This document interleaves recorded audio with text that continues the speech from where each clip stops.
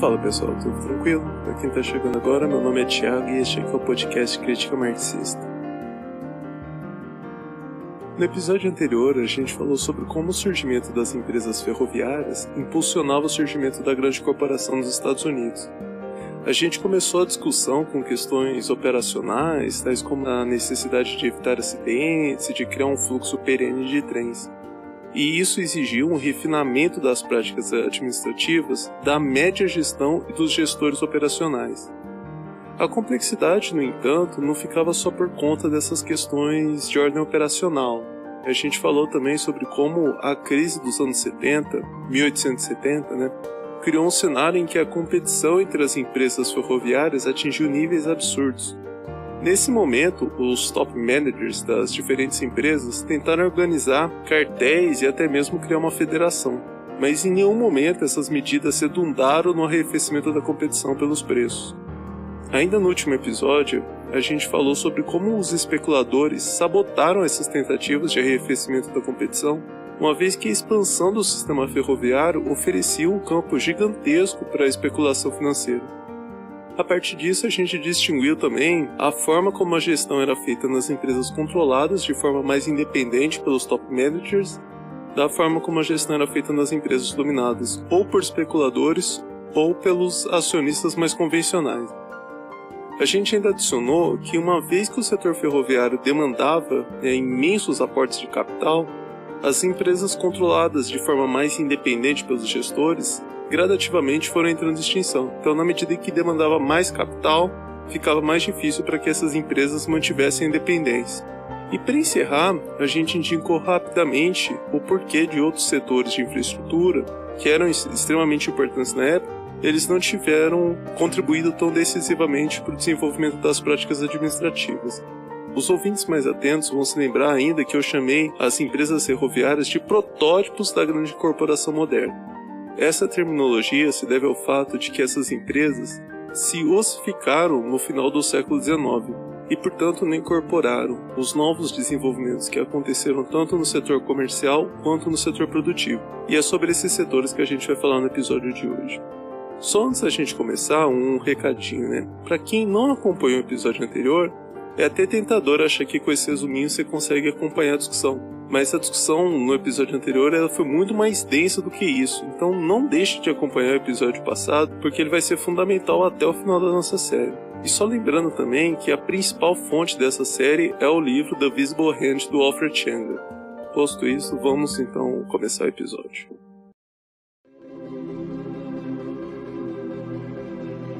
Vamos começar então organizando a cronologia. No primeiro episódio, a gente pintou o quadro de funcionamento da economia dos Estados Unidos no início do século XIX. Aí no início do episódio passado, a gente apontou que o revolucionamento do transporte, impulsionado principalmente pelas linhas férreas, teve início na década de 40 e a construção do sistema ferroviário caminhava para a maturidade nos anos 80. A gente comentou também que a invenção do telégrafo aconteceu nos anos 40 e nos anos 60 o setor já estava maduro. Com isso no horizonte, o setor comercial começou a se transformar entre a década de 50 e 60. Foram nesses anos que aquela imensa cadeia que ligava o produtor de matéria-prima ao consumidor final é reduzida a um par de agentes ou, em alguns casos, a um único agente. E essa transformação ela começou pela comercialização da produção agrícola e entre os anos 70 e 80 evoluiu para o setor de varejo como um todo. Obviamente que não é coincidência que esses eventos aconteceram após as transformações no setor de transportes e de comunicação, uma vez que sem eles o ritmo do comércio era necessariamente mais lento. No entanto, tal movimento teve de ser acompanhado por ações proativas das empresas comerciais, por exemplo, a construção de grandes armazéns. E a armazenagem em grande escala ela não requer apenas um grande espaço. Ela envolve também um deslocamento gigantesco de mercadorias, ou seja, novamente, a engenharia tem o seu momento de brilho, e ela brilhou com a invenção dos elevadores movidos a vapor. Além disso, a massificação do comércio demandou a padronização de medidas, inspeções e procedimentos comerciais, o que não é algo simples de se fazer em meio à competição capitalista, como a gente viu no episódio anterior. Mas enfim, com essas questões adiantadas, vinha a necessidade de criar a estrutura administrativa que fosse capaz de garantir o funcionamento efetivo dessas coisas. Nesse primeiro momento, pensando no setor comercial como um todo, não foi necessária a criação de uma estrutura administrativa compatível com aquela que foi construída no setor ferroviário. Muito mais complexo e por isso demandava um gigantismo já nos momentos iniciais da coisa. A exceção, no entanto, foi o setor atacadista, envolvido principalmente na comercialização de produtos manufaturados. Nesse setor, já nos anos 60, a gente pode identificar a aplicação do modelo multidivisional. E falar na aplicação do modelo multidivisional não é um detalhe, principalmente porque aqui a gente está seguindo o Chandler, né? Para ele, a adoção do modelo multidivisional é um dos passos decisivos para a formação da grande corporação. A forma de gerir as multidivisões pode variar, no entanto, né? O que a gente também indicou no episódio anterior quando falamos da influência do perfil dos acionistas. Mas a existência em si das multidivisões amplia enormemente tanto a complexidade dos negócios quanto a sua capacidade operacional de processar esses negócios. E obviamente que com isso vem um boom no faturamento. No caso do setor atacadista de produtos manufaturados, num período de pouco mais de 20 anos, o faturamento saltou da casa de milhares para a casa de milhões. Em 1864, uma atacadista lá de Nova York faturou 72 milhões de dólares. E uma das grandes novidades apresentadas por essas empresas foi a complexificação do departamento de vendas. Nessas empresas, era esperado que seus vendedores atuassem não só na construção das redes de comércio, mas determinassem especificações dos produtos e produzissem ainda indicadores para apoiar tanto a tomada de decisão dos gestores quanto a tomada de decisão dos clientes. Falando em apoio, para facilitar um pouco a vida desses vendedores, surgiram os departamentos de publicidade e propaganda, mas ainda com uma linha de atuação muito diferente da que a gente está acostumado hoje. Outra grande inovação dessas empresas foi a aproximação do setor comercial ao setor financeiro, porque a gente tem que ter em tela que, como as vendas no setor de atacado envolvem muitos dígitos, os gestores dessas empresas perceberam que teriam uma expansão nas vendas se conseguissem vender a prazo. Para isso era necessário controlar muito bem os fluxos de caixa e o giro no estoque, o que em outros termos era o mesmo problema do fluxo lá nas linhas férreas. Nessa comparação, uma vantagem que o setor comercial tinha, quando comparado com as linhas férreas, é que se precisava de poucos ativos fixos de grande valor para que esses negócios operassem bem. E lembrando ainda que os custos fixos eles colocavam uma pressão enorme sobre a gestão das linhas férreas, o que abriu espaço para que os especuladores avançassem sobre o setor. Mas no setor comercial, a variável que tinha que ser muito bem racionalizada para que o setor operasse com saúde financeira é a rotação do estoque. Quanto maior fosse a rotatividade do estoque, menores eram os custos das empresas. Só que obviamente que a gente está considerando para isso que as empresas continuam utilizando o mesmo quantitativo, tanto de pessoal quanto de equipamento. E era sempre esse o objetivo. Além disso, estrategicamente, tanto as atacadistas quanto as empresas varejistas obtinham vantagem ao adotar um modelo de negócio pautado em menores markups, mas apostando no maior giro do estoque. E para facilitar a vida do pessoal que não é da administração, markup no setor comercial é a diferença entre o preço de venda e o preço para se colocar o produto à venda.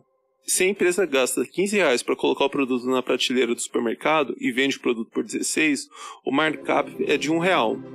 A única complexidade da coisa é que o pessoal pensa em termos percentuais e não em absolutos, como eu apresentei aqui agora.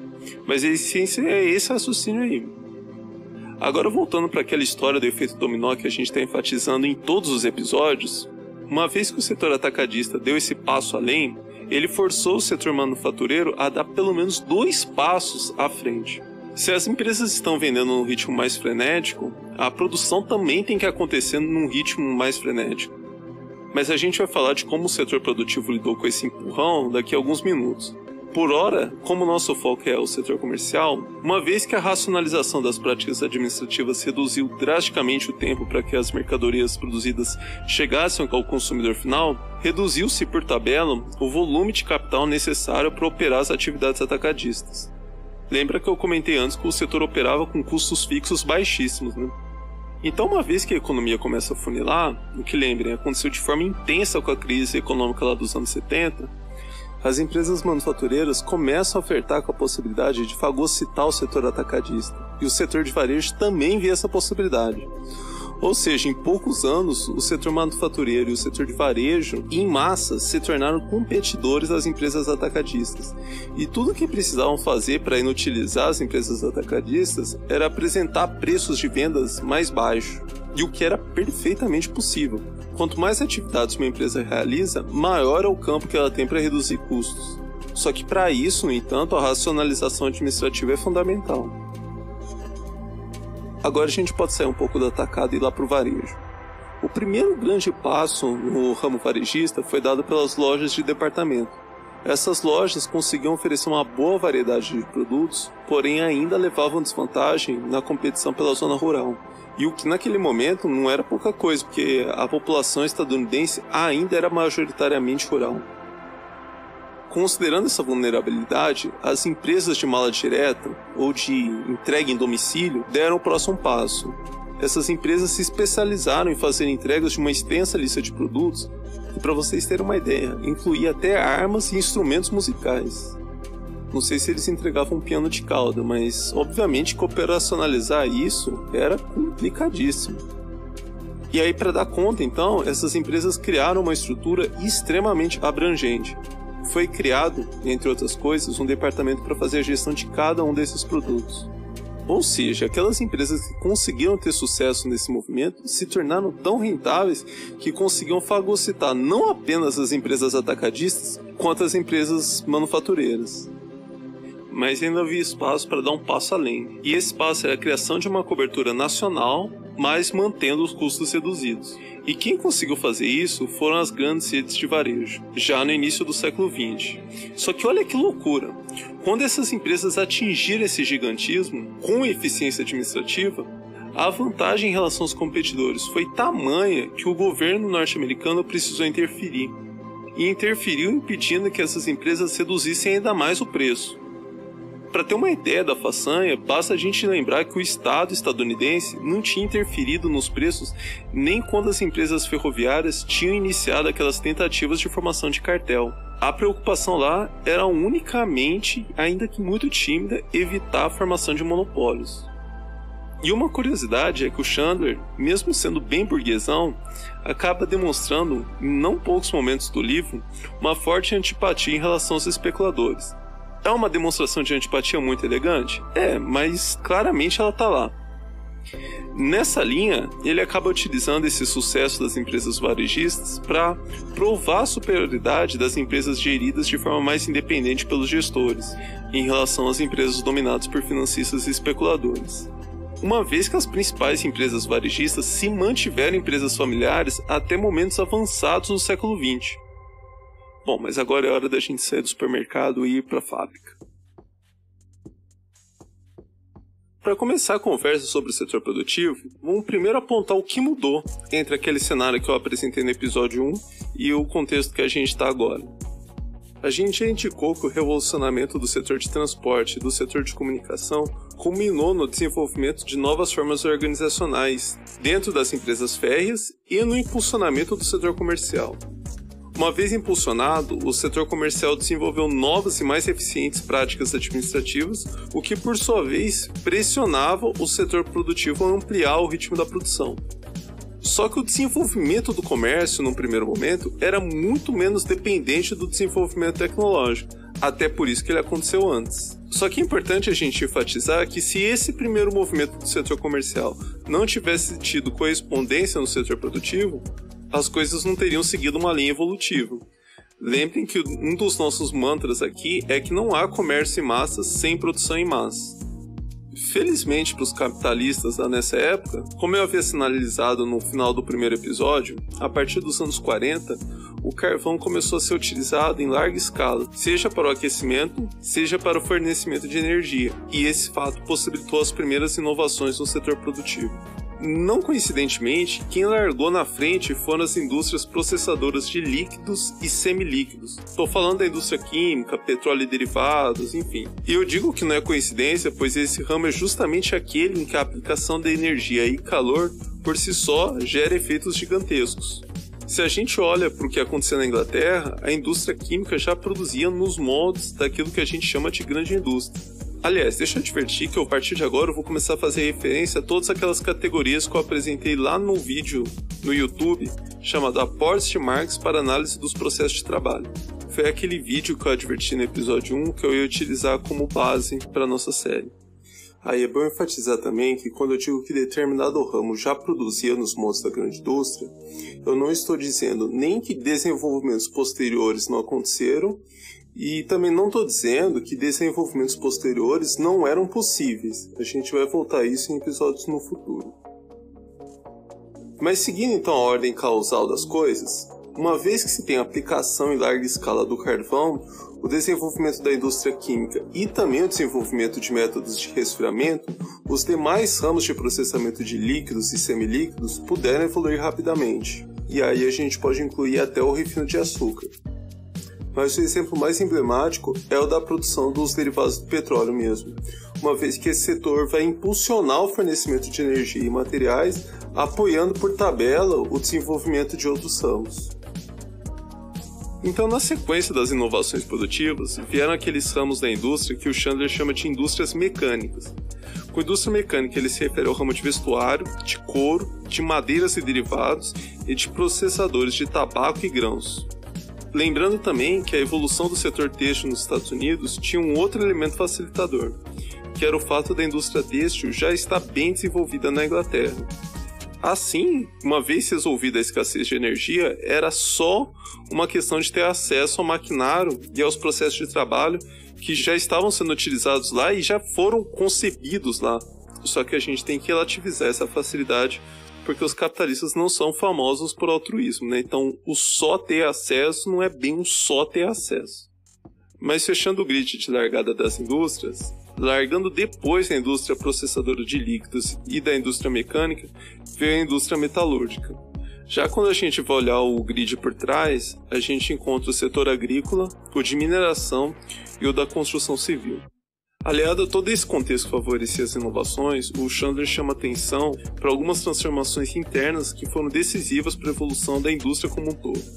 Entre elas estão a racionalização do arranjo e design das fábricas, para evitar poros improdutivos na produção, ou seja, tempos mortos, a transformação das práticas gerenciais, a adoção de procedimentos de sincronização de fluxos, não adianta nada acelerar a produção de peças se a montagem não acompanha o mesmo ritmo, e a otimização de métodos de supervisão da força de trabalho. Com essas inovações internas, consolidando no final dos anos 70 e no início dos anos 80, algumas manufaturas mecânicas dão um passo decisivo em direção à produção em massa. E aí tal movimento aconteceu mediante um dos dois desenvolvimentos que eu vou citar agora. Ou a adoção de máquinas de processamento contínuo, a gente está falando de ramos que caminham para a produção autônoma, ou seja, nos moldes da grande indústria, ou a construção de plantas nas quais os materiais fluem de forma contínua de um estágio de produção para o estágio seguinte. Eu não falei sobre isso naquele vídeo, mas isso aqui marca um ponto que fica entre a produção manufatureira e a grande indústria.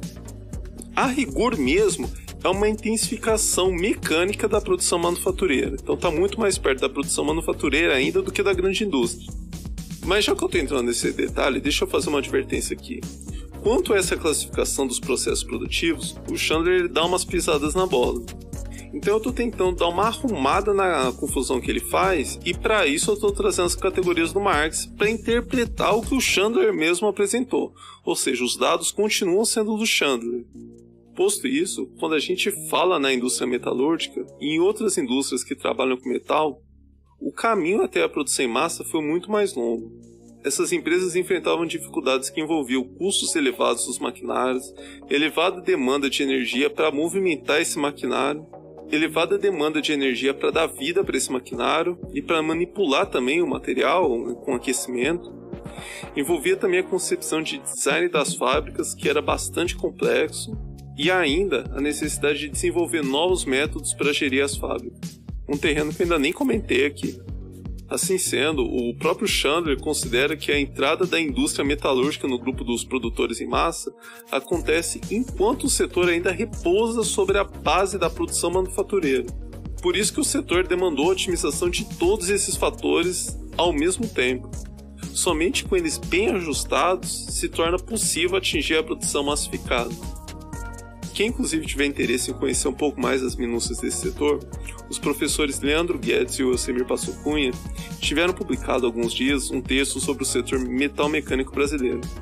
Nesse texto a gente consegue perceber o tamanho da montanha até se alcançar a intensificação da produção no setor. Para se ter uma ideia, no Brasil, ainda em 2015, o setor como um todo ainda não havia alcançado integralmente o sistema de máquinas, ou a grande indústria, enfim. E historicamente a produção aqui nunca atingiu números massificados. Um detalhe bastante interessante que eles mostram no artigo é que o setor é composto basicamente por dois macroprocessos, o de usinagem e o de montagem.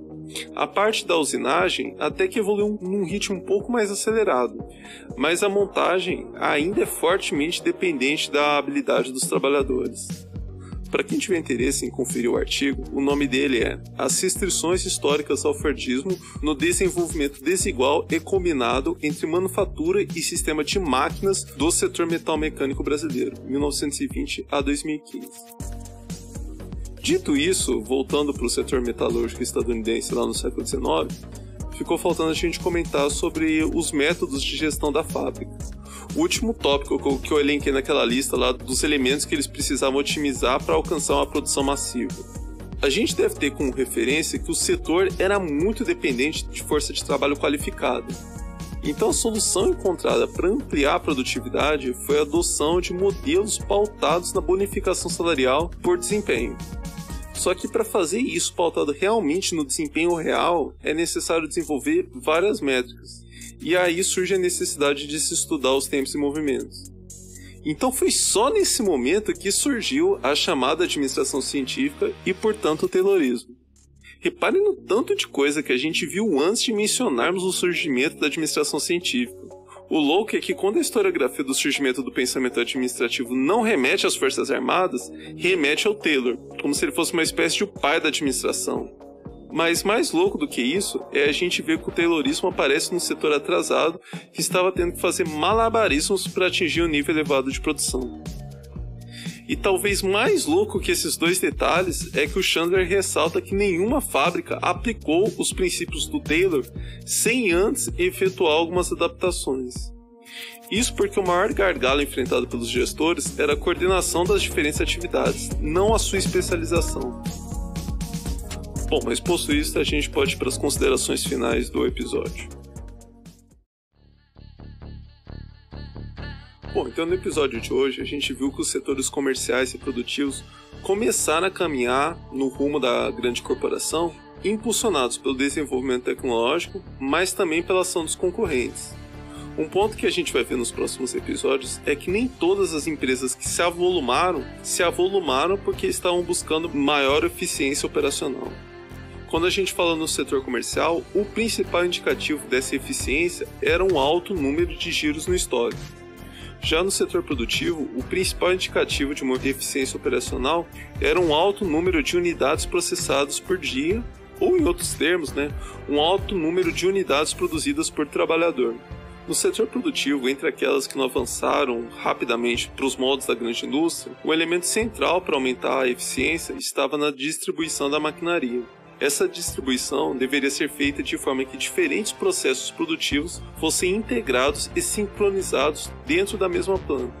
Quando os deslocamentos dos materiais era necessário, adotava-se a linha de montagem e assim tentava encurtar os tempos mortos na produção. Então, o axioma básico da produção em massa pode ser resumido da seguinte forma: a redução de custos é resultado da aceleração do processo produtivo, não da sua expansão.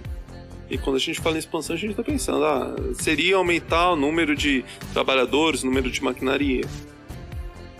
Bom, mas quando comparado com o episódio passado, vocês devem estar pensando aí, cadê aquela concorrência selvagem? Cadê aqueles especuladores incentivando os top managers a fazerem papel de idiota? Isso tudo ficou reservado para os 2 últimos episódios. Para encerrar, eu gostaria só de aproveitar para agradecer o pessoal que está ajudando com a divulgação dos podcasts. Quem tiver acompanhado esse episódio no Spotify e no YouTube também pode deixar aí na caixinha embaixo questionamentos, sugestões e um feedback de forma geral. Isso ajuda bastante também. No último episódio, que provavelmente vai ser o 5º, eu posso também dialogar um pouco mais com as questões que vocês forem trazendo. Dito isso, nos vemos no próximo episódio. Até lá!